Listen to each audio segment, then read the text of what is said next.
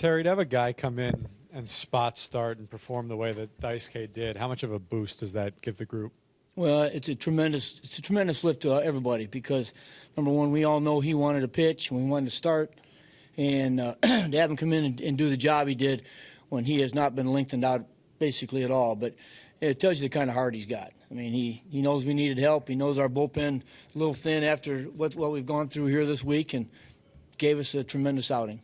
Is there a difference in a doubleheader between winning the second game and losing the first versus winning the first and losing the second? No, you want to win both of them, really.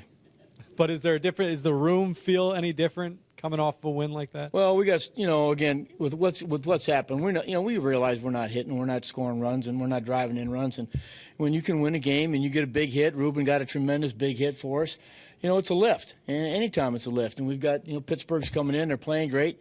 It's nice to go into the next series with a W. And we can still make something to the homestand if we play well enough against the Pirates. But we've got to start scoring some runs.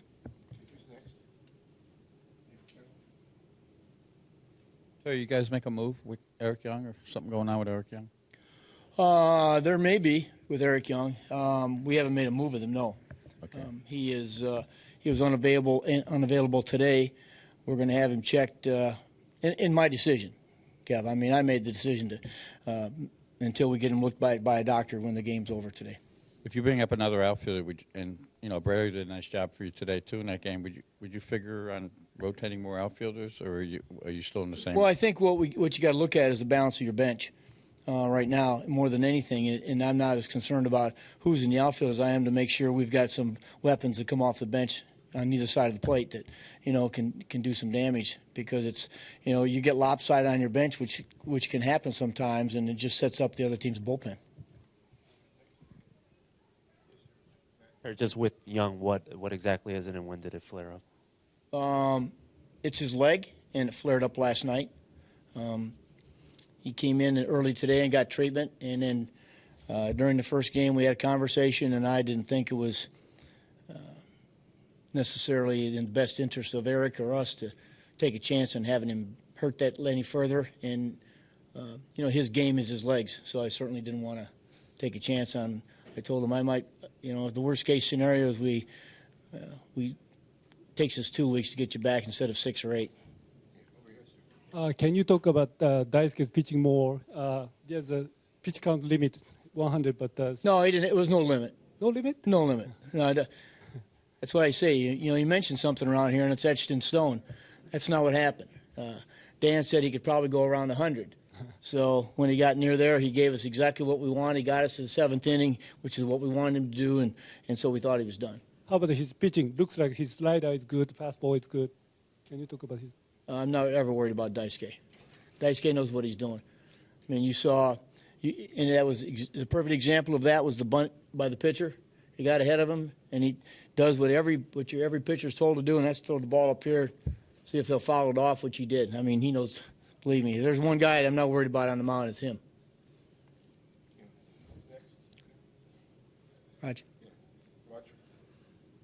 Terry, I know that much of the last couple weeks has been sort of dressed up as DeGrom or Montero is likely for that spot in the rotation.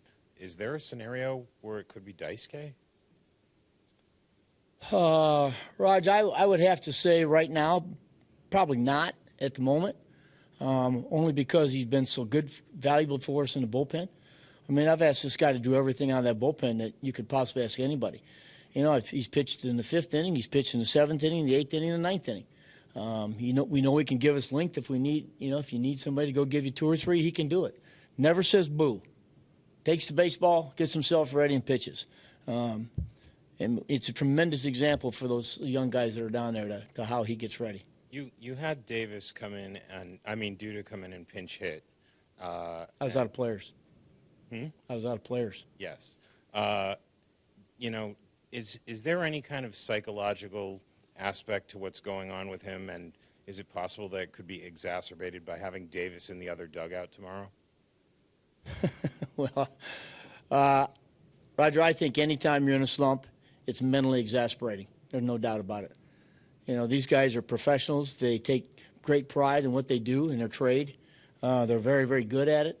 And when you're struggling like Lucas is or like Chris is, you're unhappy with the whole situation. But I don't think having Ike in the dugout's going to change Lucas's. A couple hits will change his, the way he goes about things. Whatever Eric did he do it on that steal the other day? He said that's when he felt it the most, yeah. Okay. And was there any update on Dylan? Did he actually throw or? I didn't check on that today. Okay. My fault. I guess I should have known that was going to happen, but.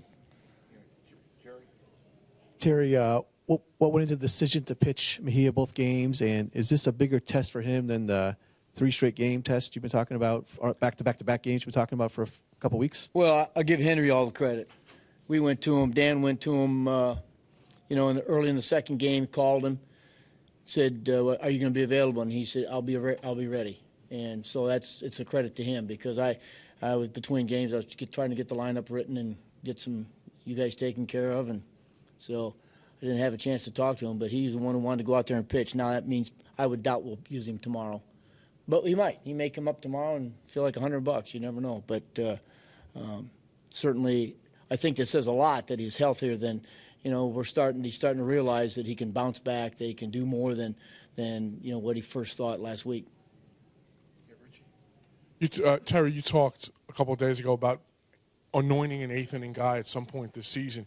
You have some guys that have done some really good things there, in Torres and Familia, even Valverde.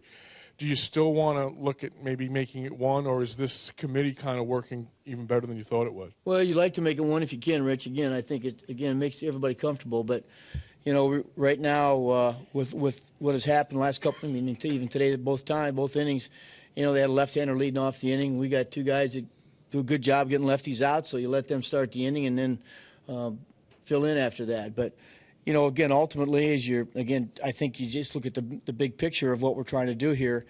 Familia would be the guy everybody would like to have. He's the future. You got a kid closing who's the future. You got to be nice to have a guy set up, but I'm not going to again put all that in just one basket just yet. I'm going to wait to see how the other guys, because like you said, Torres has actually pitched pretty well, and I don't know what the situation with Vic Black's going to be, but when I came into spring training, he was that guy. So we just have to, as we go along, make other decisions.